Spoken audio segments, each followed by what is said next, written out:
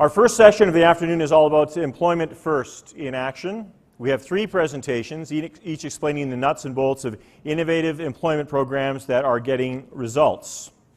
We're going to kick off via Skype with Kelsey. Karen is the relationship manager for the Lime Network of Canada. The Lime Network is a not-for-profit founded in 2009 with the support of IBM Canada following a series of successful pilot recruitment events. Lime targets experienced, talented people with disabilities who are seeking career advancement. So major companies such as Google, Pepsi, BMO Financial Group, IBM Canada, RBC, and TD Bank have all worked with Lime to integrate disability into their recruitment and diversity strategies. Karen herself builds the corporate and post-secondary educational partnerships that have been such a huge part of Lime's success. Please welcome via Skype, as I said, Kelsey. Thanks very much, Mitra. Thank you. It's a pleasure to have the opportunity to speak to all of you today about Lime Connect, which is the name of the organization. The network is how we bring candidates into the organization. So Lime Connect and what we do. And I'm sure that a number of you are wondering what the name Lime actually stands for. It's not an acronym. The brand was designed to be a fresh approach in the disability talent space. So if you look at our logo, and hopefully you can see it clearly, you'll see that it's green, which is consistent with what you'd expect to see for a lime. However, it's not round.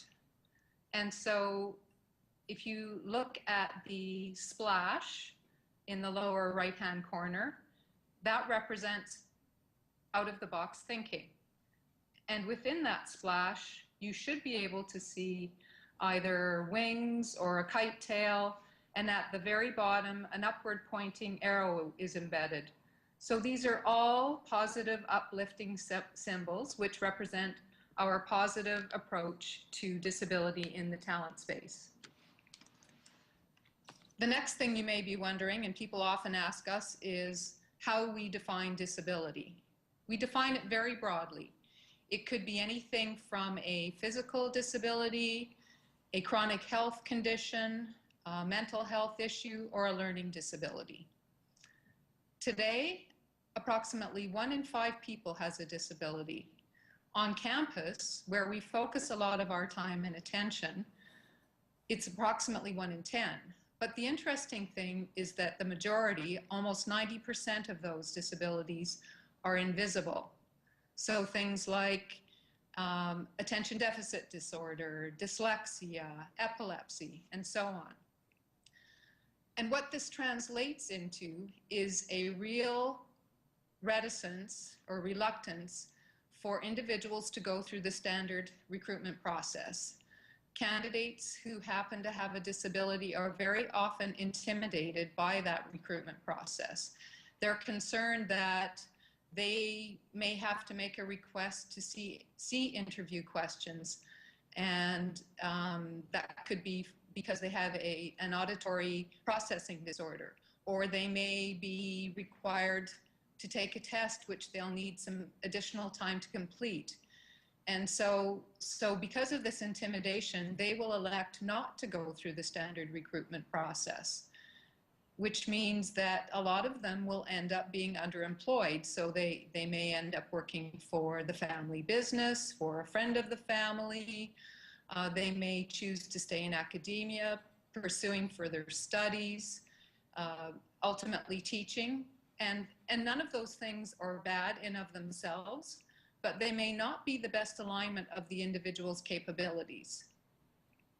So we designed or created our organization to literally connect these talented individuals who happen to have a disability with companies who are looking for these individuals and might not otherwise meet them because they're not coming through their standard recruitment process, hence Lime Connect. I think, as Mark mentioned, we're a not-for-profit organization. We were founded in the US in 2006 and expanded into Canada in 2009.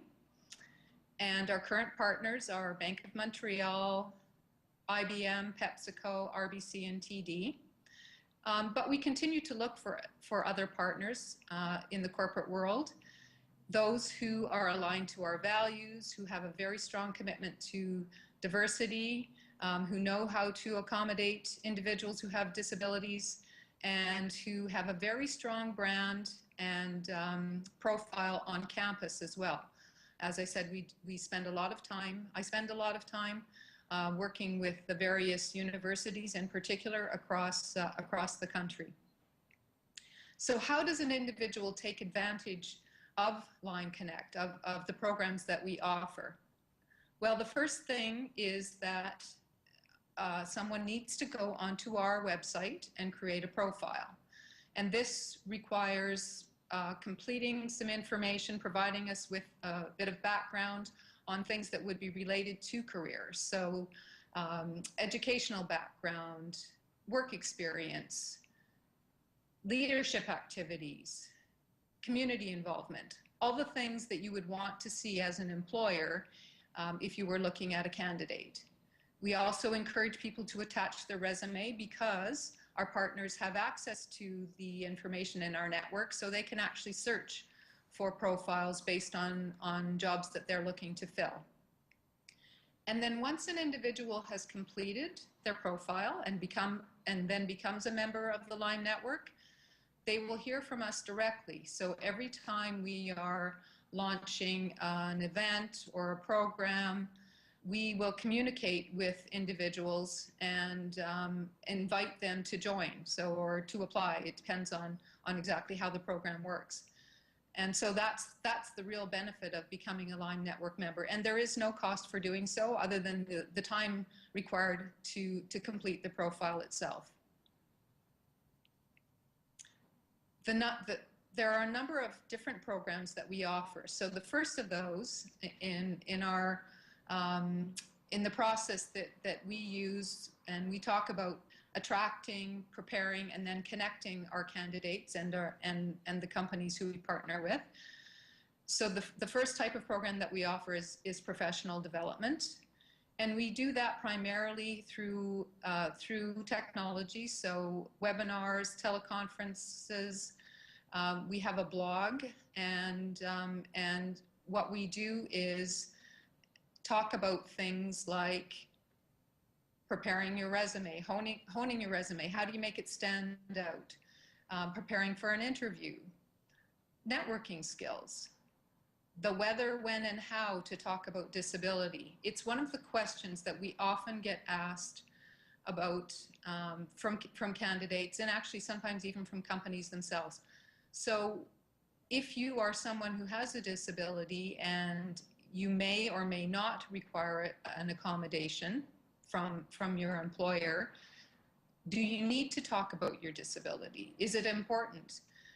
If you do need an accommodation, when is the best time to bring that forward? Should you do that before the interview? Should you do that during the interview? Should you do that when you start employment? And of course, the answer to the question is it depends. It depends on the situation. It depends on the individual's comfort level. But ultimately, we recommend that people do whatever they need to do to ensure that they're successful. But that's a topic of discussion, and one of the things that we would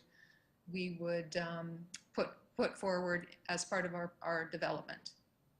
The second type of program, and probably the signature, or well, it is the signature program in Canada, would be our recruitment events. So we currently hold 6 of those each year, 4 in Toronto and 2 are in Vancouver. Those are the markets that our current partners are focused on. And these are not your typical career fair. So the companies themselves provide us with a list of jobs that they are looking to fill at or around the time of the event. And they provide those to us. We open up an application and invite people to attend. So they need to be a member of our network. So we send a communication out to our network I will communicate with professional associations, with the universities themselves. And once we get applications, I provide all of that information, all the candidate information to the companies, who then in turn select the people that they would like to meet with. So this really creates a venue for an intimate career kind of discussion. The candidates themselves know that they've been selected to attend, and so they're feeling, comfortable, pretty good. Well, probably a little anxious too, as everybody is when they're networking or going to potentially have an interview. But they've been invited, so they're feeling good about that. And the companies on the other side, the representatives, know that the people that they're going to meet at the event have been invited. So it really does make for a more warm and comfortable setting for people to have a really good career conversation. And we've had very positive feedback from both the candidates and the companies themselves. The third and not least of our programs would be our co-branded scholarships. So we have a number of companies that we partner with that offer a scholarship, and they may be linked to or provide an opportunity for an internship program or internship position, I should say, as well. Two of the banks offer scholarships, and they're both focused on individuals who are taking business-related degrees. And we also have Google, who, although they're not active in recruiting so much for candidates through us in Canada, but they are definitely interested in bringing in candidates through a scholarship internship type program. And we've had a number of candidates, Line Connect candidates, network members who have benefited from those scholarships, which is inclusive of a trip to the Googleplex, a retreat at the Googleplex, which is very exciting for those people studying computer engineering, computer science, those types of programs. So that's another one of our programs. And last but not least, the ambassador program is something that we started actually just about a year ago. We formalized the program because we had quite a number of individuals who had felt that they had benefited from association with Line Connect and really wanted to have a way to give back. I would have people coming up to me at our recruitment events saying, these are great. I'd love to help. What can I do?